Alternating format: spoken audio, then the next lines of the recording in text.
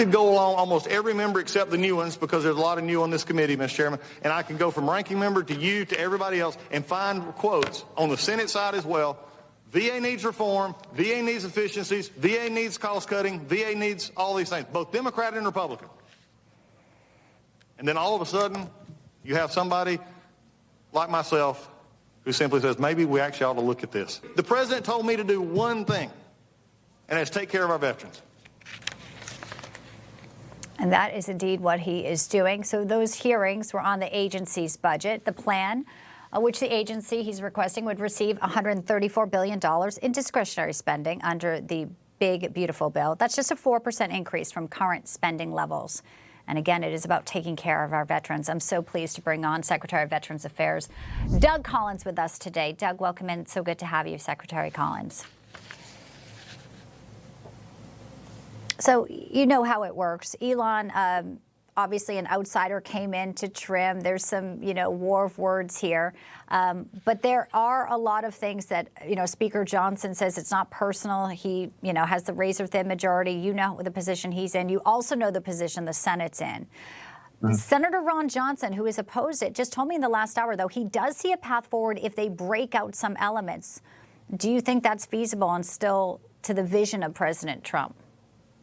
Well, look, being on Capitol Hill for 8 years and now being in the administration as well, being in this town for a long time, this is exactly what you expect in something like this. Everybody has their angle. Everybody has their opinion, except there's one thing that really matters the most, and that's President Trump. President Trump was elected to do exactly what they're doing right now in this big, beautiful bill. He was elected to make the changes, to make tax cuts permanent, to take the tax on tips off, to do these kind of things that actually make a difference in people's paychecks. That's why people trusted him. That's why people are still trusting him to do this. And I think the Hill will do what they need to do. I respect the Hill. I got a lot of good friends on both sides of the aisle up there, on both sides of the Senate and the House.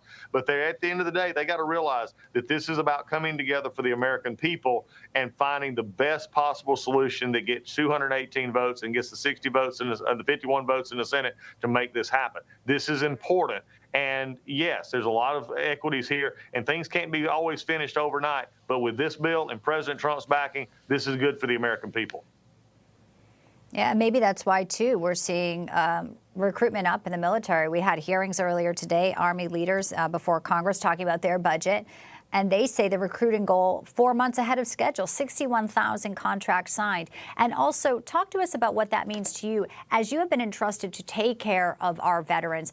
And I liked your pitch out there, Secretary, where you said, I have to take care of my veterans. The way you framed it was very eloquent, diplomatic there. So what are you working on right now in the VA that ultimately will be a big change and a big upgrade from the last administration, who clearly much different take on our veterans?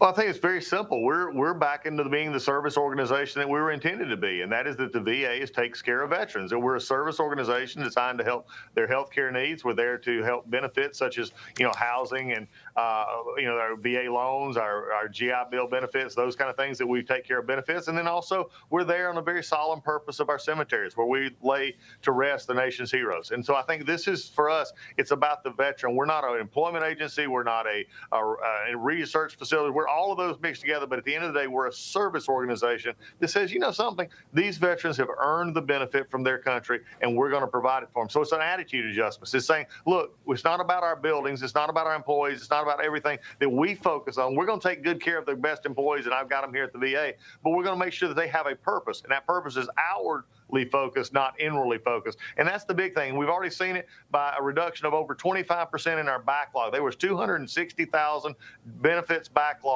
when I got in on February 5th, and it's now under 200,000. That's 25% in less than 100 days. We also have our community care outreach, which is increasing again to make sure that what President signed in the Mission Act is being carried out and getting our veterans quicker care and on-time care from our communities. That's what they're already seeing, and they're starting to know that this is a different VA. Clearly, and the numbers there back it all up. Imagine, this is just a few months in, here we are. I just want to get your reaction to the breaking news. President Trump having a phone call with Vladimir Putin. Obviously, he wants the bloodshed to end. It's been a goal of his.